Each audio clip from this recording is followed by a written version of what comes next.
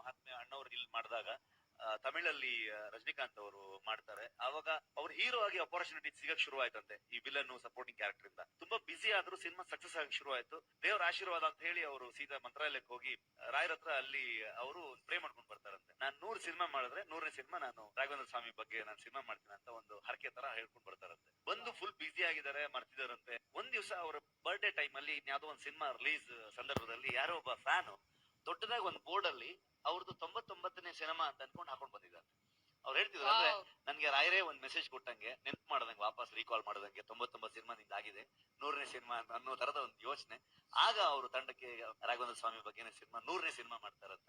ಕೆಲವೊಂದು ವಿಷಯಗಳು ನಡೆದು ಬಿಡುತ್ತೆ, ನಾವು ನಂಬೇಕಷ್ಟೇ. ಸೊ ಆತರ ಅವರು ನಂಬುವಂತ ಒಂದು ಬಾಬಾ ಅವರ ಒಂದು ಸಿಂಬಲ್ ಇರುವಂತ it's like a blessing. Such super star ನಾನು ಕರೆದು ಅವರೊಂದು ಗಿಫ್ಟ್ ಕೊಡೋದಿದೆಯಲ್ಲ, ಅವ್ರನ್ನ ಮೀಟ್ ಮಾಡಿದ್ರೆ ದೊಡ್ಡ ಗಿಫ್ಟ್. ಅದ್ರ ಮೇಲೆ ಒಂದು ಕಿರೀಟದ ಮೇಲೆ ಒಂದು ಗರಿ ತರ ಆಗೋಯ್ತು.